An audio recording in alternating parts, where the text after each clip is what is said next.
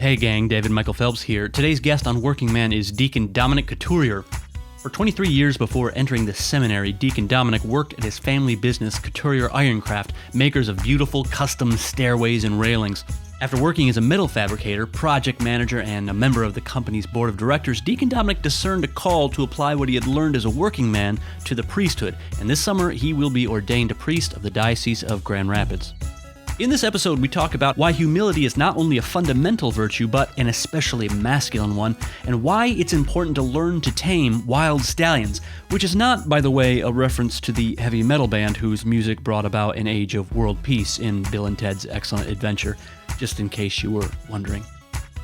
Nonetheless, if you're looking to learn how to be excellent to one another, I think you'll enjoy hearing from the good deacon. So without further ado, here's my chat with Deacon Dominic Couturier. My name is Deacon Dominic Couturier, and gosh, I have a couple more weeks left of school, and then I'll be ordained a priest for the Diocese of Grand Rapids, Michigan. I grew up in the country, kind of lived on a small hobby farm, so kind of homesteading it. I guess you could say we were kind of poor at that time. I mean, definitely not poor in terms of like world poverty, but definitely below our means. My father was starting a metal fabrication construction company at that time. So he was putting a lot of hours into that with my grandfather and then his brothers as well. And so we just lived on this small farm, and everything that we grew and that we raised went right from farm to table. And, wood was a primary source of heat in the winter. So I can remember going out as a family with my dad and the tractor and the chainsaws and cutting down trees and, cutting wood and splitting wood, stacking wood, and then working on the farm. Things of that nature. So the whole love of nature, country life, close family, hard work was instilled in me since I was a little kid. So I greatly appreciate that for my family doing that. And then as a family business started taking off, God blessed us with more monetary means, and so we were able to move off the farm eventually, when I was probably maybe a junior in high school, but I greatly miss it. I definitely miss it. And so working on the farm and then slowly making my way into the family business was something that I had ingrained in my head since I was a little kid. Is like, this is what I'm going to do with the rest of my life. I'm part of the family business, Couturier Iron Craft Incorporated, and this is what I'm going to do.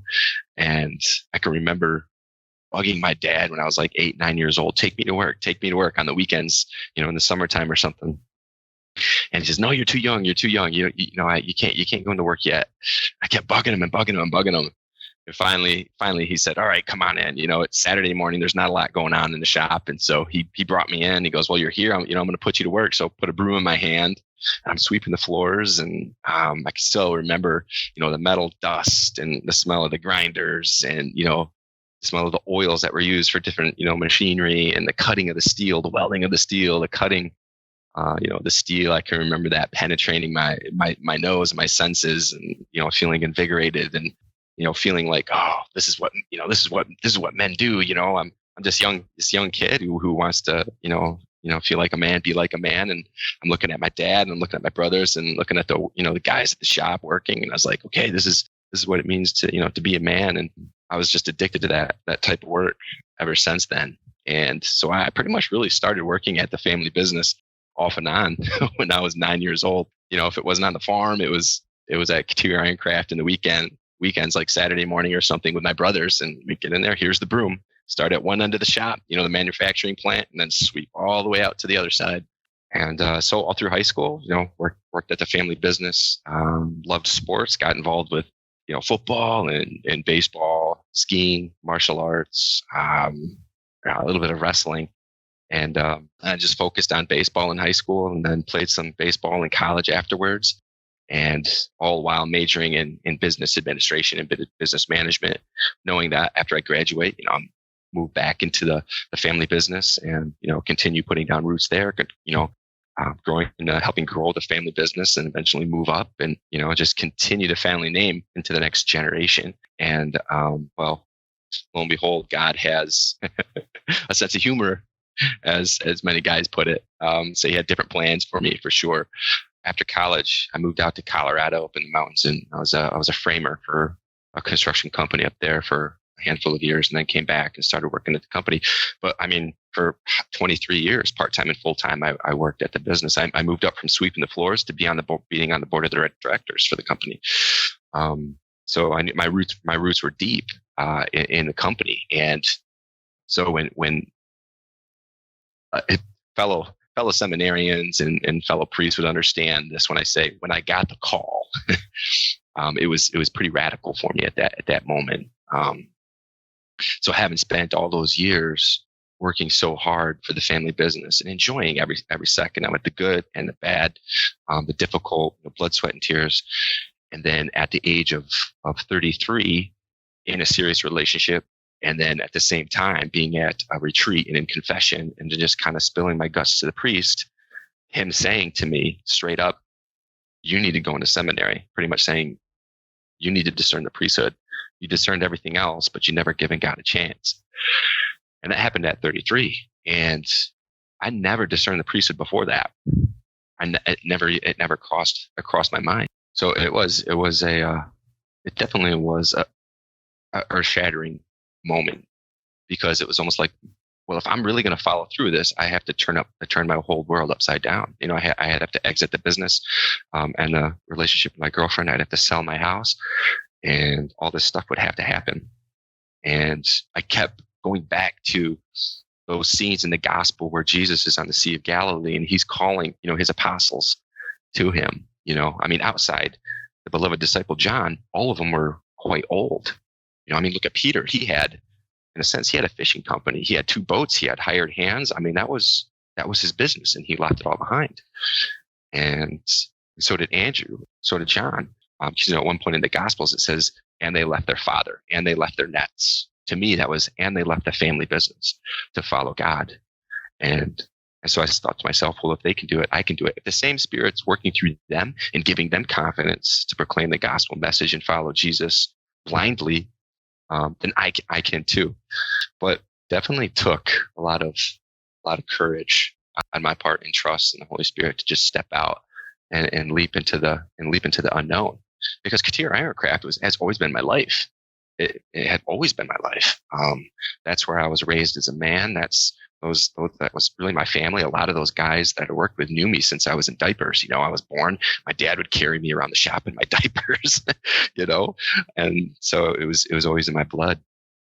Obviously, when you're entering the religious life or the priesthood, there is a very robust time of discernment formation and these sorts of things. There isn't always a lot of robust preparation for that guy who his vocation is to his wife, to his children, to his work. Where does a fella start who starts to wonder whether or not he understands the meaningfulness of those things the way he ought to?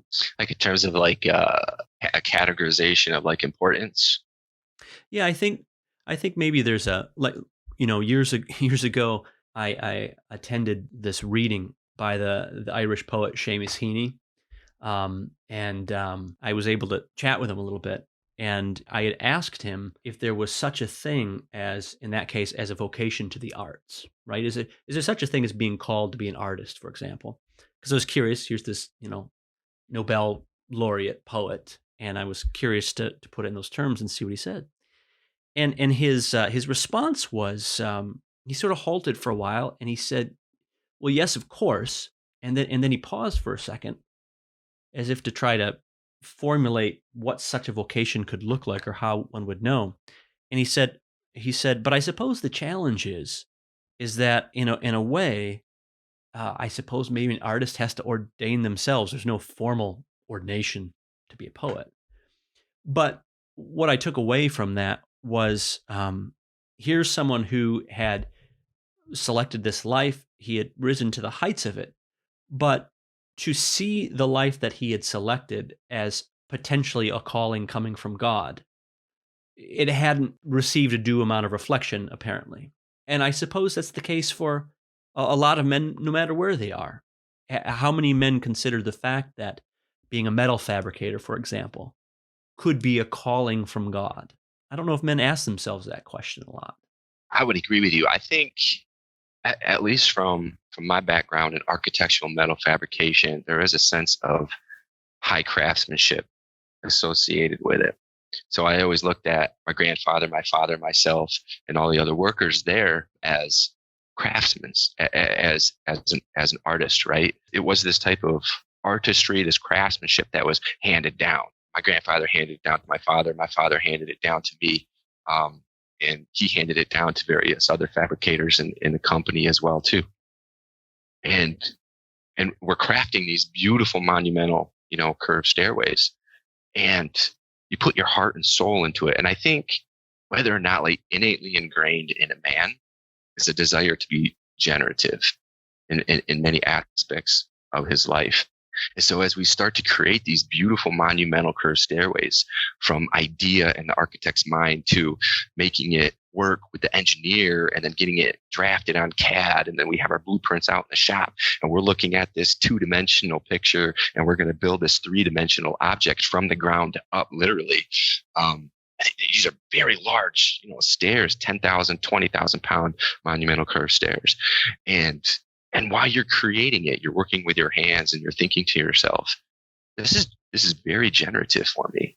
But it doesn't just stop there. I think the beauty of Catholicism, and it's talking about how, work is for man and not man for work. And I always thought that was a powerful quote by St. Pope John Paul II in Laborum's Exergens. And I would think about that sometimes when I work, when I was coming back into the faith and applying it to my work, and it became much more fulfilling in that respect. Okay, this stair is going to be sold and then shipped out and installed, and it's going to get people from one level to another, but they're going to be walking on my stair. So I'm providing this service in a sense. But with my hands and my brain and all the other guys working with me as a team and the company as a team, we're all being generative in that respect. So we're all participating in God's creative power.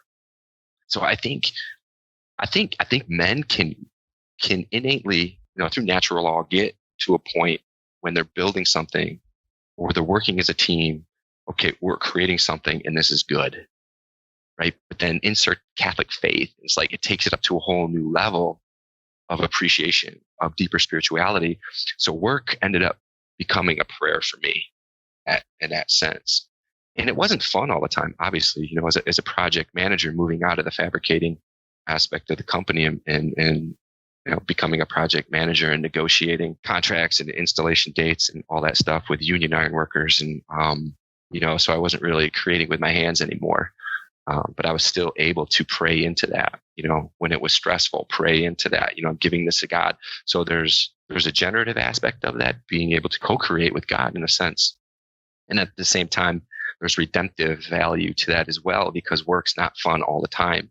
In Genesis, as Adam, he's going to have to toil at the sweat of his brow, and it's going to be painful. Okay, we can participate in Christ's redemptive actions. He's carrying his cross. I'm carrying my cross in this moment at work. So you can complain about work and moan about work all the time, or you can insert Catholicism into it, and then you can turn it into like a redemptive value as well. Where did you learn you used the phrase something like you turned your work into prayer? How did you learn to do that?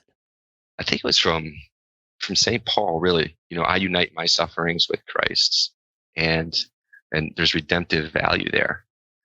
And from my father as well too, seeing him, work through the pain, work through the stresses, and continue on ahead towards the goal, striving for the goal that's ahead of you, and treating everyone around you with respect. My father was very good at that. I looked up to him, very, very, very highly, in that respect. He told me one time, he's like, yeah, we're a business. We're in for this, for making money and profit. There's no doubt about that. But he says, look at the employees. Each one of those has a family. So in a sense, I'm looking towards, supporting their family. So that whole idea of redemption and prayer in your work, I think maybe subconsciously was ingrained in me as a little kid from my father and my grandfather and my uncles there who worked as well, and from all the other employees too.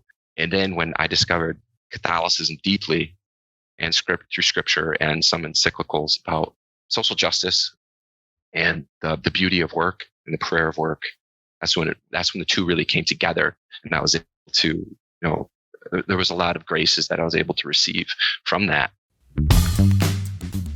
Hey, if you're looking to bring together the beauty of prayer and the beauty of work and want to do so while being trained in a high-demand skilled trade, here's a quick plug for Harmel Academy of the Trades.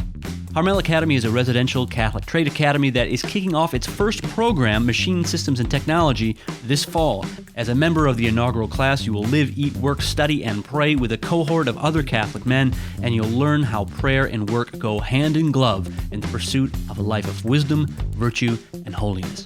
We're now accepting applications, so if you or anyone you know is looking for a new adventure, check us out at harmelacademy.org. Now, back to our chat.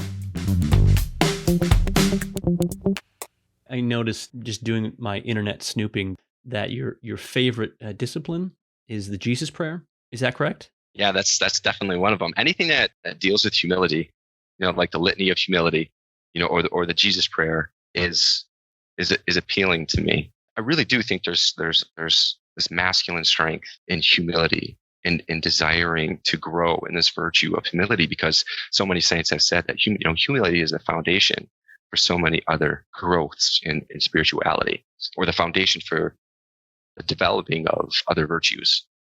I want to grow in virtue, and so let's start with humility.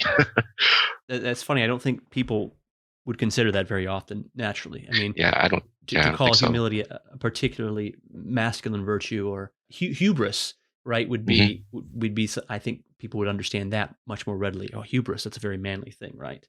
Yeah. But why do you say humility is what's the masculine aspect of humility?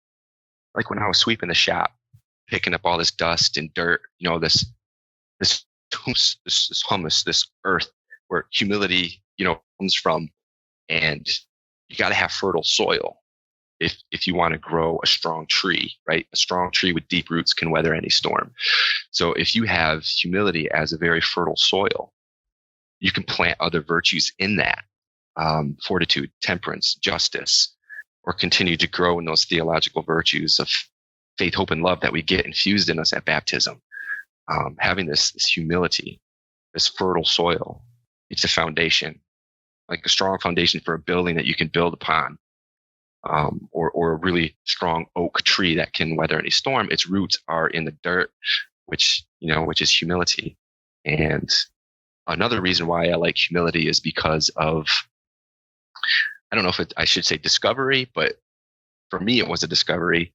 The Beatitude, blessed those who are meek, blessed the meek. I never really liked that. I never really liked that word meek until I think it might have been Father John Ricardo had a definition for meekness, and Father Chad Ripperger gave a definition for meekness. And actually, Jordan Peterson gave a really cool definition of meekness. And Father John Ricardo said that meekness, and I ground this in humility too. And so when he talked about meekness in this respect, I was thinking to myself, gosh, that's really masculine. Father John Ricardo said that meekness is like this verb. It's like taking a wild stallion that has all this raw potential, all this strength, all this ability and power for good or bad. But a wild stallion is destructive, but you need to channel its energies. So the wild stallion needs to be meeked, right? Not beat up, not a doormat, but meeked. And he said what meekness does to the wild stallion is it illumines his intellect. So it knows the difference between right and wrong. And now it knows how to channel its strong, raw power towards that which is good, the common good. And I think that's masculine, right? Like a wild stallion, all this power and strength and ability for good or destruction. And if you're not meeked, you don't have someone to show you how to channel this energy. It's just going to be destructive. So the stallion has to become humble in order to be meeked, right? And I think it was Jordan Peterson who said, meekness is a king who's very powerful, and he has a sword, and he knows how to use this sword very, very well. He can cause a lot of destruction with his sword, but because he has humility and he's meeked, he leaves it in his scabbard. But in order to defend his kingdom, he will remove his sword and he'll use it for the good for protection. But because he's meek, he leaves the sword on his side. But he'll only use it if he necessarily has to for the common good, right? So you have a wild stallion and you have a king, and these are very masculine analogies, so to speak. A man's intellect has now been enlightened, I think, by the Holy Spirit, and he knows the potential that he has for destruction and the potential that he has for good, and he orders his potential towards that, which is the common good, and it's based on whatever vocation this man is in his life, or wherever he is, in life, whether he's single and he's working, or he's married, or he's a priest, or he's religious, right? Each single one of those vocations has the potential for something good in that vocation itself, right? So I think a man, as a leader, a man with strength and power can lead with humility and meekness, and for the common good, the flourishing of the common good. Yeah, that's I've never thought of that way before. I'm one who has not well learned his lessons on humility, and yeah, join the club. I'm still learning too. But I've had plenty of occasions to be humble, and to hear you speak about it the way is really. I'll go off on a little tangent here for a second. Has reoriented something that I've always considered to be a pretty pivotal moment in my life. When I was about 14 years old, I worked for my dad after school. I'd work for 2 or 3 or 4 hours after school, and then I'd go in and shower up and do my homework and that sort of thing. And I remember I was in the shower and I heard this banging on the door. And it was my dad. He had walked to the house from the shop and banged on the door and said, put your stuff back on. Okay, what does this mean? And I went back out there, and my brother as well. And he said, "You finished cleaning the johns?" And I said, "Well, yeah." Wow. And he says, "Come here." And he took me into the men's room of the shop. This was a manufacturing shop. This is a pretty dirty place, right? And guys with lots of tobacco juice, and it's so the bathroom can get pretty disgusting, right? Yep. And he said, "Did you clean the john?" And I said, "Yeah." And he said, "Well, what's that?" And he took me to this stall, and it, I had wiped it down, right? But I hadn't cleaned it apparently. And my father, who was 50 something at this time, got on his hands and knees and took this old nasty rag, got on his hands and knees and crawled behind this gross toilet and was scrubbing that floor, and he was showing me this, here's my dad. He owns the company. He's, been working here for, 35 years at this point. And there he is on his hands and knees behind this nasty toilet, scrubbing away, showing me what cleaning the john looks like. And he stood up and he said, "I'm going to tell you something my granddad told me." He said, "Never do anything half-assed." And he gave me the rag and said, "Clean the john." And he wasn't cruel or mean, but I will always remember that image of my dad on his hands and knees, right, scrubbing this this gross toilet.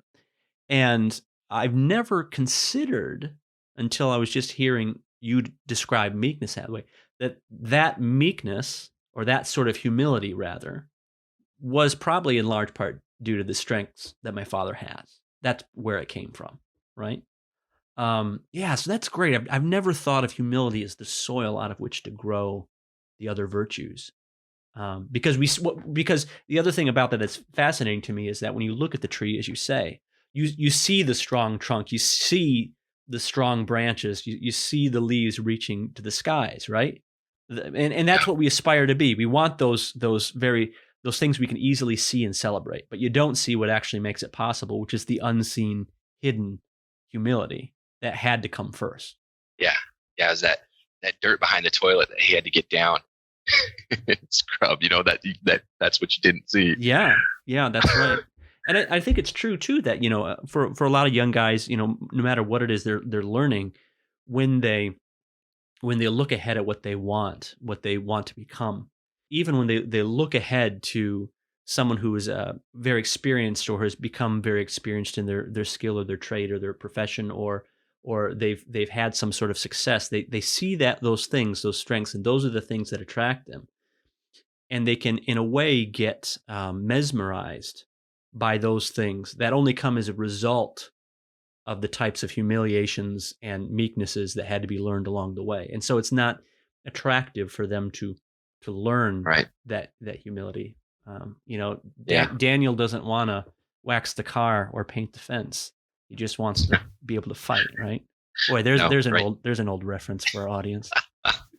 Yeah, no, that's true. And I think those opportunities for humility are those ones that surprise us the most. Like the story you just shared with your father, you thought your day was done, but no, it wasn't.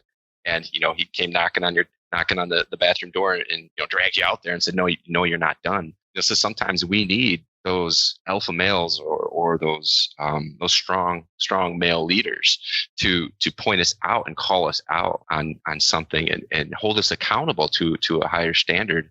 And there's nothing wrong with that. That's okay, right? Iron sharpens iron. And, in the seminary, we have what's called fraternal correction in a kind way, right? We call out our brothers on something we think that they can do better on. But instead of just pointing your finger and kind of just saying, hey, you suck at this, and I'm better than you, ha, ha, ha. It's, hey, I saw you do it this way, or I saw you engage in conversation with this person, or you acted this way. That person you didn't know, but was offended or hurt. Maybe you can approach it from this angle. Maybe you could use these words, instead. And, that's the whole idea of fraternal correction. And this new, I think, is a false fabricated ideology called toxic masculinity is causing men to be separate and divided. And so there really is no guys hanging out together, really. Just being guys or calling guys out on something or calling them to a higher standard. It seems like we're isolated, we're separated, because we're afraid that if we act like men, then we're going to be ridiculed. I think that's something, that's very dangerous.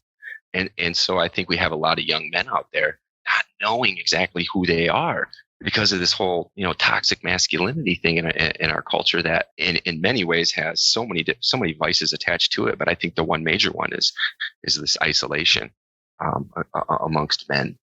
So when I see men's groups getting together at church, and I think, oh man, that's great, that's good, keep it up, because we need this male support, to help us become, better fathers, better husbands, become holy, to help us become saints.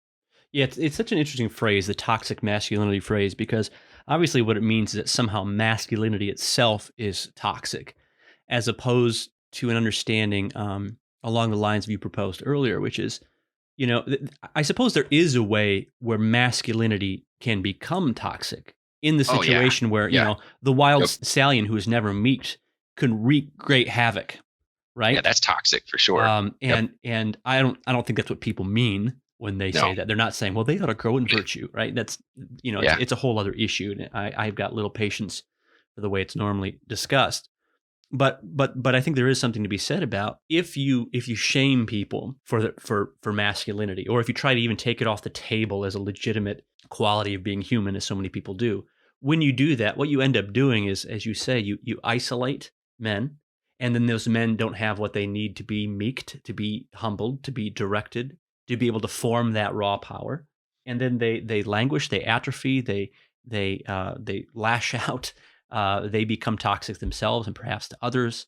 And I think, you sort of smiled when you mentioned the name, Jordan Peterson earlier, and obviously there's a lot to be said about a fellow like that. But what can't be denied is the reason that guy has won so much truck in the society is because he's willing to engage on those terms that men need to be formed, and men desire to be formed. Yeah, they want a challenge, right? They desire to have a challenge.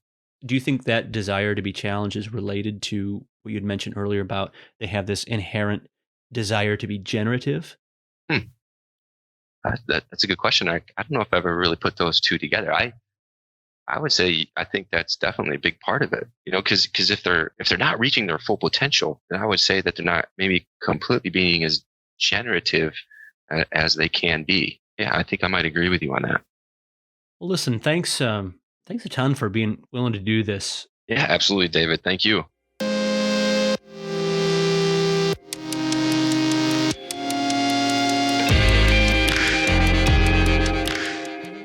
Hey, thanks everyone for listening. If you're enjoying Working Man, can I ask you a favor?